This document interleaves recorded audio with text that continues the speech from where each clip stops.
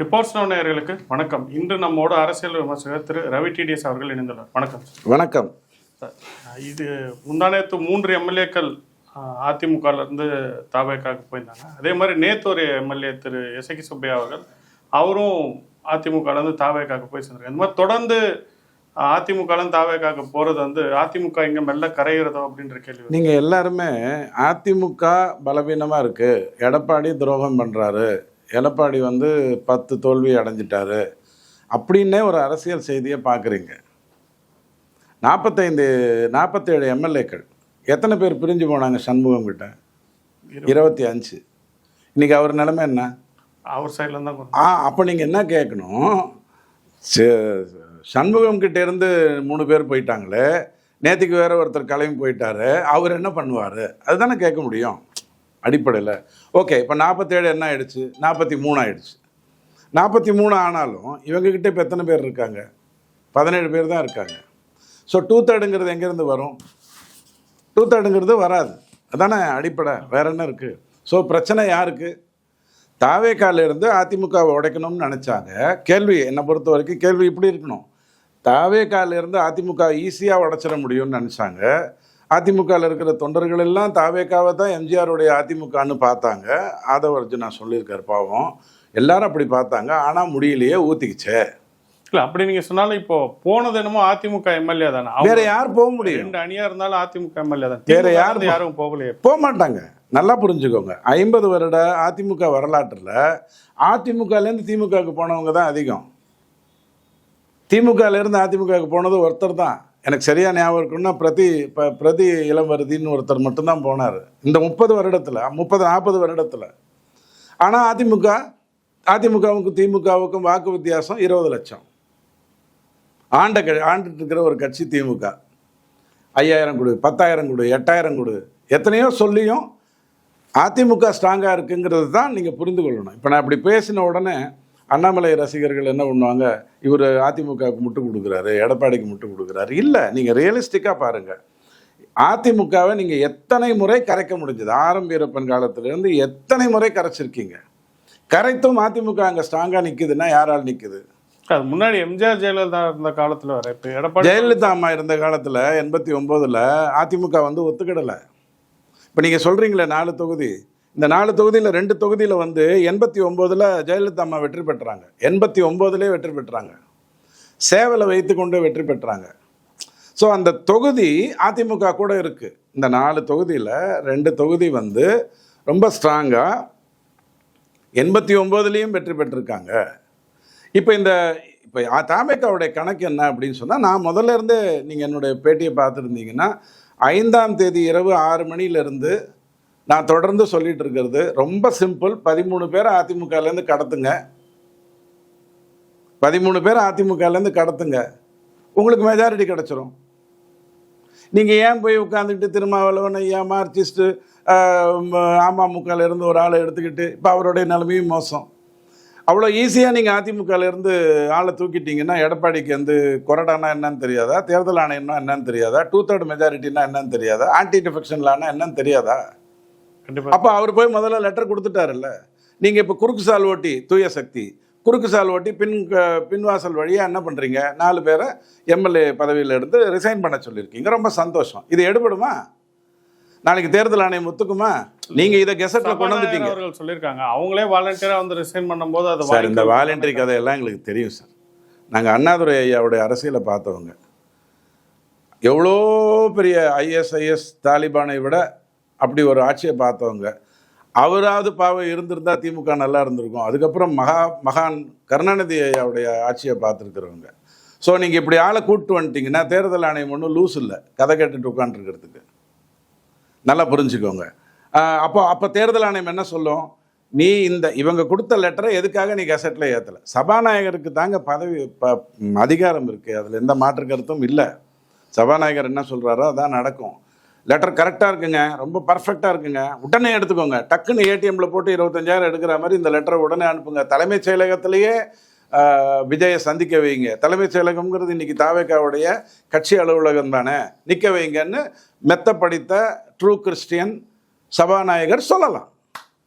கதை கேட்குறதுக்கு எங்கள் காதில் பூ சின்ன வயசுலேயே சுற்றிட்டாங்க. இதுக்கு முன்னாடி பிஜேபி இதை பண்ணியிருக்காரு சார். ஏன்னா எப்ப பண்ணிருக்கு? மத்திய பிரதேஷ்ல பண்ணாங்களே இதே மாதிரி. இவரு சிவராஜ் சிங் சௌஹான் வந்து எம்எல்ஏ சிஎம் ஆக முடியலங்கும் போது காங்கிரஸ்ல இருந்து கொஞ்சம் பேர் வெளியில வந்து பதவியை ராஜினாமா பண்ணி பை எலெக்ஷன்ல ஜெயிச்சு பிஜேபி நீங்க பாகுபலி 2 சொல்லிட்டீங்க. பாகுபலி 1 சொல்லணும். பாகுபலி 1 சொல்லணும்.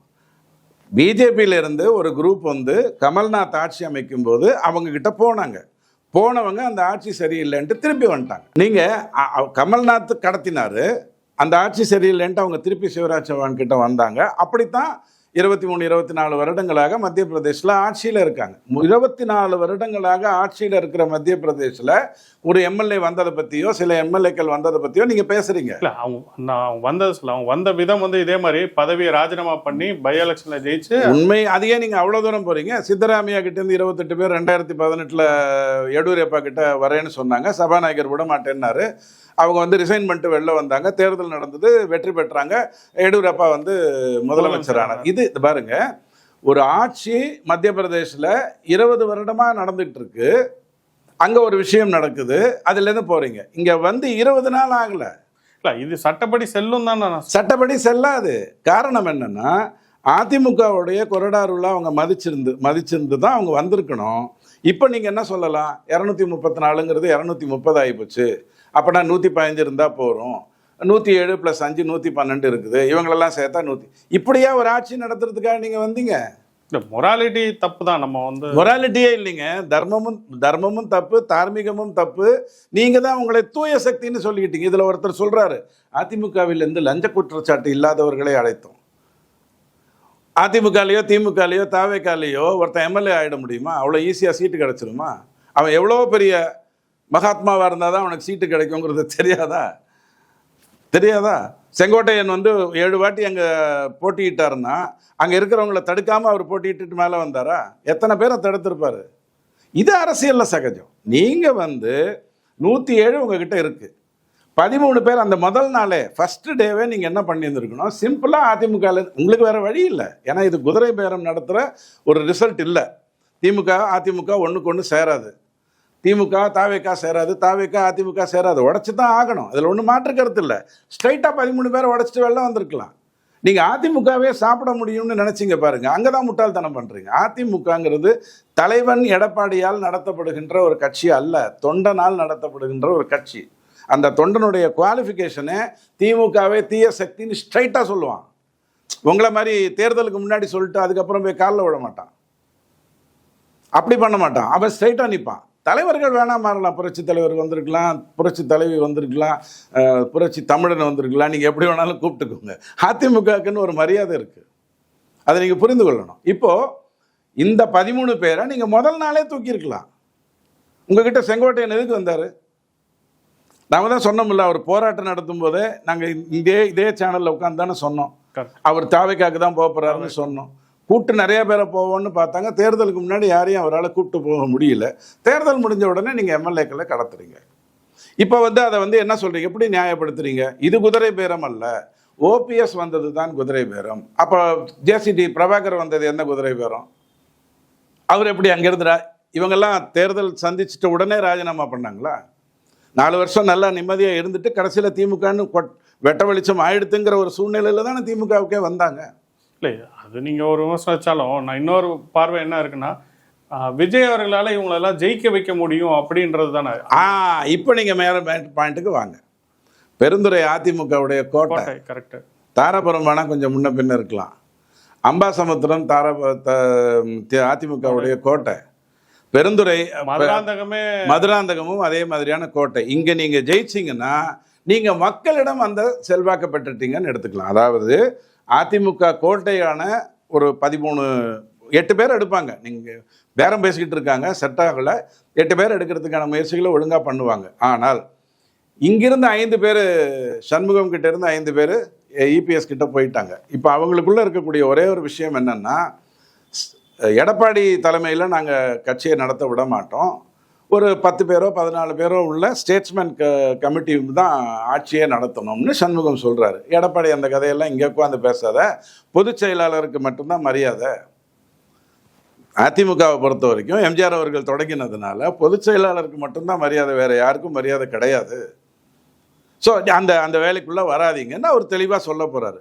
இந்த சட்ட சிக்கல்கள் எல்லாம் கர்நாடகாவில் பார்த்துருக்கோம், எத்தனையோ இடத்துல பார்த்துருக்கோம். காங்கிரஸ் 60 ஆண்டு காலம் ஆட்சி இந்தியாவில் செய்ததே இந்த மாதிரியான கேவலமான வேலைகளை செய்து தான். அதே கேவலமான வேலையை செய்கிறதுக்கு நீங்கள் என்னத்துக்கு கோட் சூட் போட்டு வந்தீங்க? கதர் சொக்கா சீப் இல்லை? துண்டு போட்டால் மேட்ரு முடிஞ்சில்ல? எதுக்கு சோபாலெல்லாம் பணம் அனுப்புறீங்க? அவன் துண்டு போட்டதே பணத்தாள்றதுக்கு தான், அவன்கிட்ட முடிச்சுட்டு போயிருக்கலாமே.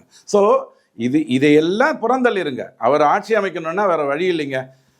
திமுக தீய சக்தின்னு சொன்னாலும் தீய சக்தியோடைய 15 வருஷமாக 2017 சுற்றிக்கிட்டு இருந்தவங்கள காலில் விழுந்து தான் ஆகணும், வேறு வழி இல்லைங்க. அந்த தீய சக்தியிலேருந்து கொஞ்சம் ஐயா சக்தியை நாங்கள் தூக்கிட்டு வந்துட்டோங்க, சொல்லித்தான் ஆகணும். அதை வெளிப்படையாக செய்ய. அதில் என்ன மண்ணாங்கட்டி உள்ளே கொண்டு வர்ற, தார்மீகம் தர்மம்னு கொண்டு வர்ற? 13 பேர் அங்கேருந்து இங்கே வந்தால் தான் ஆட்சி நடத்த முடியும். திமுகலேருந்து 13 பேர் வந்துட்டாங்கல்ல, அவங்கள வச்சுட்டு ஆட்சி நடத்த வேண்டியதானே? ஏன் நடத்த முடியல? காங்கிரஸ் வந்தது தப்பு இல்லைங்க, நான் ஸ்ட்ரைட்டாக சொல்லிடுறேன். தேர்தலுக்கு முன்னாடியே அவங்க போகணும்னு நினச்சாங்க, திமுக வலுக்கட்டாயமாக அவங்கள பிடிச்சி வச்சுது, அதில் எந்த மாற்று கருத்தும் இல்லை. ஆனால் கம்யூனிஸ்டோ திருமாவளவனோ வந்திருக்கிறதுங்கிறது இந்த சந்தர்ப்பத்தை பயன்படுத்தினா தான் இவ்வளவு நாள் அவங்க செய்த அரசியலுக்கு ஒரு அதிகார பகிர்வு வரணும் அப்படிங்கிற ஒரு எண்ணத்தில் வந்தாங்க. அங்கேயும் நான் தப்பு சொல்ல மாட்டேன். நீங்கள் சேஃப்டிக்கு இந்த பக்கம் அதிமுகலேருந்து கூட்டு வந்திருக்கணும் அப்படிங்கிறதையும் நான் தப்பு சொல்ல மாட்டேன். ஆனால் எங்கேருந்து சொல்ல ஆரம்பிப்பேன்னா, நீங்கள் ஜெயிக்கணுங்கிறதுக்காக திமுக வெளியேறிச்சு பாருங்க, அங்கேருந்த உள்குத்து எனக்கு வேணும். போய் நீங்கள் எல்லாரையும் பார்த்தீங்க, எடப்பாடியை மட்டும் பார்க்கலையே, அது எனக்கு தவறாக தெரியுது. அப்போ நீங்கள் இவங்களெல்லாம் கொள்கை ஒத்துக்கிட்டீங்கன்னு அர்த்தமா? சீமான் ஐயாவையோ அன்புமணியோ அல்லது திமுகவையோ எல்லாரையும் ஒத்துக்கிட்டீங்கன்னு எடுத்து. கால் மார்க்ஸ்னால் யாருன்னு கூட உங்களுக்கு தெரியாது, அங்கே போய் தான் பார்த்தீங்க. ஓ இவரு தான் கால் மார்க்ஸான்னு கேட்டிங்களே, அது மட்டும் கரெக்டா? அப்போ நீங்கள் எல்லாரையும் மதித்து கொண்டு போயிருக்கணும். மதிக்காத இடத்துலேருந்து அவர் எப்படி ஆதரவு கொடுப்பாரு? இன்னொன்று சொன்னோம், நம்பிக்கையில்லா தீர்மானத்தும் போது ஒரு ஆள் ஆப்சன்டைன் பண்ணிட்டா போகிறோம். ஒரு ஆள்னா என்ன, அதிமுகவோ திமுகவோ ஆப்சன்டைன் பண்ணிட்டாலே போகிறோம், உங்களால் ஆட்சி நடத்த முடியும். அவன் எம்எல்ஏக்கு ஒன்றும் சும்மா 5 ரூபா 10 ரூபா கொடுத்துட்டு மேலே வரல. ஒவ்வொருத்தரும் பல ஆயிரம் கோடி செலவு பண்ணிட்டு வந்திருக்கான். மொத்தமாக சொல்கிறேன், கட்சியாக சொல்கிறேன், செலவு பண்ணிட்டு வந்திருக்கான். ஸோ யாரும் உங்களை கவுத்தர மாட்டாங்க, கவுக்கவும் முடியாது. கருணாநிதி ஐயாவும் ஸ்டாலின் ஐயாவும் 2016 சொன்னது, சொடுக்கு போட்டால் நாங்கள் கவுத்துருவோம். உங்களால் ஜெயலலிதா அம்மாவை மட்டும்தான் அனுப்ப முடிஞ்சுது, உள்ளுக்குள்ளேயே அட்டகத்திகள் நிறையா இருந்ததுனால. வேறு எதாவது சாதிக்க முடிஞ்சது? 5 வருஷம் அதிமுக தானே ஆட்சி செய்தது. ஸோ ரொம்ப சிம்பிளாக டீசெண்டாக பர்ஃபெக்டாக பண்ண வேண்டிய ஒரு விஷயத்த கேவலமாக அசிங்கமாக மட்டமாக பண்ணிவிட்டு அதில் என்ன பெருமை?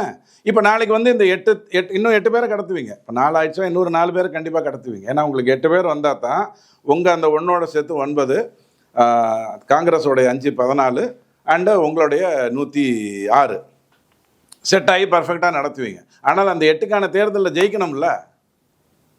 10 வருடம் நீங்கள் ஆட்சி செய்யக்கூடிய வசதி உங்ககிட்ட இருந்தது. இப்போ இந்த இடைத்தேர்தலில் தோத்தா என்ன ஆகும்?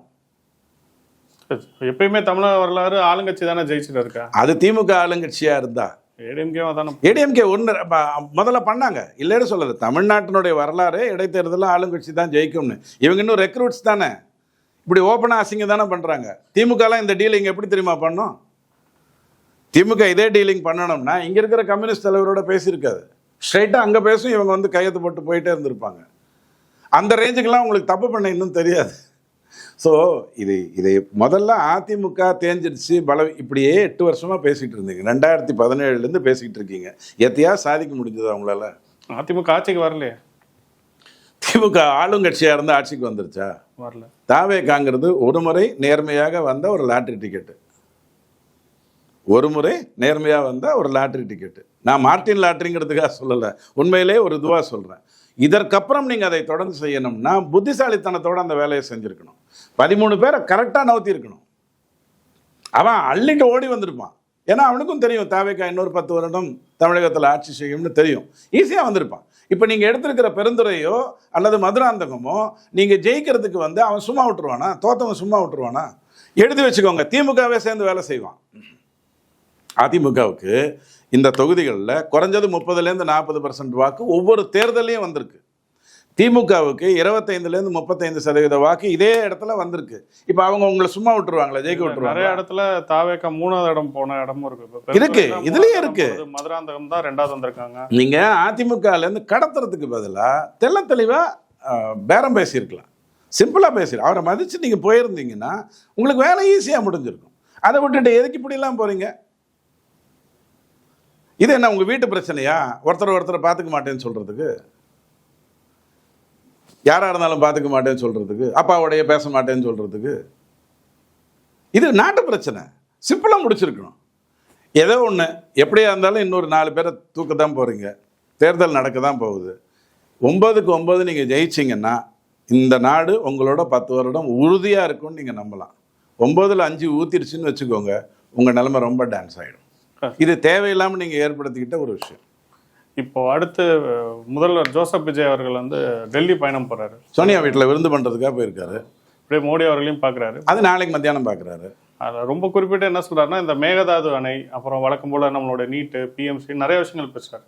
இந்த மேகதாது அணை விவகாரத்தில் தான் இரட்டை நிலைப்பாடு எடுக்கிறாரு. ஏன்னா காங்கிரஸ் கட்சியோட கூட்டணியில் இருக்கார். திமுக என்ன பண்ணுச்சு? அதாவதுங்க, அதிமுகவும் பிஜேபியும் தான் இந்த காவேரி பிரச்சனைக்கு மிகப்பெரிய அளவில் சப்போர்ட் பண்ணுச்சு. அண்ணாமலை மேகதாது விஷயத்தில், மேகதாது விஷயத்தில் ரொம்ப தெளிவாக இருக்கார். அவரை மீறி நீங்கள் அந்த இடத்துல அவங்க பண்ண விடுறதுக்கு வாய்ப்புகளே இல்லை. நீங்கள் போய் பார்க்கறதுனால சம்பிரதாயத்துக்கு போய் பார்த்துருக்கலாம். ஒன்றே ஒன்று மட்டும் சொல்கிறேன், சோனியா மேடம் யாருக்கெல்லாம் விருந்து கொடுத்தாங்களோ அவங்களுடைய நிலைமையெல்லாம் ரொம்ப மோசமாயிடுச்சு. அதனால் முடிஞ்சால் கொஞ்சம் காப்பி கீப்பி குடிச்சிட்டு கிளம்பி வந்துடுங்க. இது ஒரு அட்வைஸாக சொல்கிறேன். ஏன்னா இதுக்கு முன்னாடி நான் வரலாறு சொல்ல முடியும். உடனே உங்களுக்கு பகுத்தறிவு இருக்குது எனக்கு இல்லைங்கிறதுனால, உங்களுக்கு மூட நம்பிக்கை இல்லை எனக்கு மூட நம்பிக்கை இருக்குங்கிறதுனால பாவம் தப்பாக சொல்லுவீங்க. இப்படி தான் தஞ்சாவூர் கோயிலுக்கு போனால் என்ன ஒன்று சொன்னோம், கேட்கல, 2 பேருக்கும் ஊற்றி மூடிச்சு. அதனால் தயவு செஞ்சு அந்த தப்பை பண்ணாமல் காப்பி கீப்பி குடிச்சிட்டு கிளம்பி வந்துடுங்க. விருந்தெல்லாம் உட்காந்து சாப்பிட்றாதீங்க, ஏன்னா கொஞ்சம் முன்ன பின்ன இருக்குது அப்படிங்கிறத பார்த்துக்கோங்க. இந்த கதையெல்லாம், அதாவது காவிரி பிரச்சனைக்காக, மேகதாட்டுக்காக, பிஎம்சிக்காக எதுக்கு போய் மோடி கிட்ட பேசுகிறீங்க? மோடியால் என்ன பண்ண முடியும்? தமிழ்நாட்டுக்கு பிஎம்ஸ்ரீயில் இருந்து விலக்கு மோடி சொல்லுவாரா? தமிழ்நாட்டுக்கு காவேரி நீர் கிடைக்கும், 5000 டிஎம்சி கிடைக்கும், 40,000 டிஎம்சி கிடைக்கும், மோடி சொல்லுவாரா? நீங்கள் பேச வேண்டியது காங்கிரஸோட தானே, உங்கள் கூட்டணி தானே. திமுக கூட்டணியில் இருந்த போதே பண்ணலையே. டெல்டா விவசாயிகளுக்கு பயிர் காப்பீடு எடுத்து கொடுத்துருந்தா அவங்க தப்பிச்சிருப்பாங்க. பயிர் காப்பீடு கூட எடுத்து கொடுக்கல. ஸோ இவங்க போய் மோடி கிட்ட வந்து தமிழ்நாட்டுக்கு இதையெல்லாம் நீங்கள் செய்ய வேண்டும்னு சொன்ன உடனே மோடி எந்திரிச்சு நின்று நான் கண்டிப்பாக செய்கிறேன்னு சொல்கிறதுக்கு செய்யாமல் இருந்தாரா, இல்லை புதுசாக ஏதாவது செய்ய போகிறாரா? ஆனால் இப்போ கூட இருக்க காங்கிரஸ் கிட்ட அதை பற்றி அவர் ஒன்றும் பெருசாக பேச முடியாதுங்க. அண்ணாமலை மாதிரி கெத்து வேணுங்க. அப்படி சொல்கிறாரு பார்த்தீங்களா? மும்மொழி கொள்கைன்னு சொன்னீங்க, அது வரைக்கும் நான் ஒத்துக்கிறேன். 2 இந்திய மொழிகள் கற்றுக்கணும்னு நீங்கள் சொல்கிறது தப்பு. அப்போ எனக்கு ஃப்ரெஞ்சு படிக்கிறதுக்கோ, ஜெர்மன் படிக்கிறதுக்கோ, லாட்டின் படிக்கிறதுக்கோ, எது படிக்கிறதுக்கோ வாய்ப்பு இல்லாமல் தடுக்கிறீங்க. இது தப்பு. 3 மொழின்னு சொல்லுங்கள், அதில் தாய்மொழின்னு சொல்லுங்கள், நான் ஒத்துக்கிறேன். யார்கிட்ட கேட்குறாரு? பிஜேபிகிட்ட கேட்குறாரு. யாராக இருந்து கேட்குறாரு? பிஜேபியின் முக்கிய அந்த கெத்து வேணும். அண்ணாமலை மாதிரி கெத்து வேணும் பேசுகிறதா இருந்ததுன்னா. மேகதாட்டுக்கு சொன்னார, உன்னால் முடிஞ்சா நீ முயற்சி பண்ணு, நீ என்ன முயற்சி பண்ணாலும் அங்கே நீ வந்து உனக்கு கட்ட முடியாது, நான் பார்த்துக்கிறேன். நியாயமான ஒரு விஷயம். இப்போ இவங்க போய் என்ன பேசிகிட்டு இருக்காங்கன்னு நினைக்கிறீங்க? சித்தராமையா வந்து சிவகுமாருக்கு முதலமைச்சர் பதவி கொடுக்கறதுக்காக பேசிகிட்டு இருக்காங்கன்னு நினைக்கிறீங்களா? இல்லை, அங்கே டான்ஸ் ஆடுது. மேகதாட்டுல ஏகப்பட்ட பணம் சிவகுமார்கிட்டேருந்து போயிருக்குது. அது அல்லணுங்கிற முடிவில் தான் அவர் பாவம் இருக்கார். ஒன்றும் நடக்காது. அண்ணாமலை இருக்கிற வரைக்கும் நடக்காது. இப்போ சமீபத்தில் ஒரு செங்கல்சூளையில் ஒரு தாவேக்கா நிர்வாகி வந்து மாமூல் கேட்டதா சொல்லி அந்த நிர்வாகியவே தாவேக்கால வந்து எக்ஸ்பேண்ட் பண்ணிட்டாங்க. இல்லைங்க, எனக்கு அவரை பார்த்த உடனே எனக்கு தோணுனது, நீ ஒரு அரசியல் கட்சி ஆளாக மாமூல் கேட்டதுலலாம் தப்பே கிடையாது. அது மாமூல் வாழ்க்கை ஆஃப் எனி அரசியல்வாதி. நீ சண்டை போட்டு உரிமையோடு அந்த லஞ்சத்தை கேட்டது கூட தப்பு கிடையாது. கேமரா ஒன்று ஷூட் பண்ணிகிட்டு இருக்கிறான், அவனை கத்தி எடுத்து கழுத்தை வெட்டி விட்டுட்டு வேறு வேலையை பார்க்காம ஷூட்டிங் பண்ணிகிட்டு இருக்கும்போதே சண்டை போடுறேன்னா, இவ்வளோ அப்பாவியாக இருக்கிறதுனாலேயே உன்னை வந்து வேலையை விட்டு தூக்கணும். நீ கரெக்டாக உடனே ஒரு கத்தி எடுத்து அவன் அந்த கேமராவில் எடுத்தான் அவன் கழுத்தை வெட்டியிருந்தீங்கன்னா நீ கெத்தான தமிழக அரசியல்வாதி. நீ மாமூல் எங்கே வேணாலும் போய் கேட்கலாம். உனக்கு மாமூல் கேட்கவே தெரியல. நான் வருத்தப்படுறதெல்லாம், பாவி நீ எங்கடா வீரப்பன் கிட்ட போய் சேர போகிற? உன்னால் லோக்கல் போலீஸாகவே ஆக முடியாது. இப்படி கேமரா எடுத்துகிட்டு இருக்கா, நீ உட்காந்து பணத்தை கேட்டுட்டு இருக்குது, வெக்கமா இல்லை அப்படின்னு தான் சொல்லணும். அவனை பார்த்து அப்பாவித்தனம் தான் படணும். இந்த பாருங்க, ஒரு காட்சியும் மாறப்போகிறதில்ல. லஞ்சம் விஷயத்துலையோ, ஊழல் விஷயத்துலையோ, மாமூல் விஷயத்துலையோ எதுவும் மாறாது. மாறணும்னா தண்டனை தீவிரமாக இருக்கணும். எங்கள் எப்போதும் சொல்லுவார், தண்டனை எவ்வளோ தீவிரமாக இருக்கோ அந்த அளவுக்கு தான் குறையும். நல்லவன் ஒருத்தன் ஆட்சிக்கு வந்துட்டால் தவறுகள் குறையும். ஸ்ட்ரைட்டாக குறையும். அதில் எந்த மாற்று கருத்தும் இல்லை. ஆனால் அந்த நல்லவன் கொடுக்கின்ற தண்டனை கொடூரமாக இருக்கணும். ஒரு பாலியல் வன்கொடுமை நடந்ததா உடனே தூக்கு, அடுத்த 10வது நாள் அவன் தூக்கில் போட்டு தொங்கி விட்டுறணும். அவன் தொங்கினாங்கிற காட்சி வீடியோவில் ஃபுல்லாக வரணும். அப்போ தான் ஒரு பயம் வரும். டிஆர் பாலு சரக்கு அடித்தா பயம் வராது, அது வேற விஷயம். இதில் போதை வேற இருக்குது, ஒன்றும் பண்ண முடியாது, அதெல்லாம் வேற விஷயம். ஆனால் தண்டனை தீவிரமாக இருக்கணும். இல்லைன்னா நீங்கள் கதை விட்டு ஒன்றும் பிரயோஜனம் இல்லை. எங்களோட வந்து பல தகவல் பகிர்ந்து கொண்டதுக்கு நன்றி.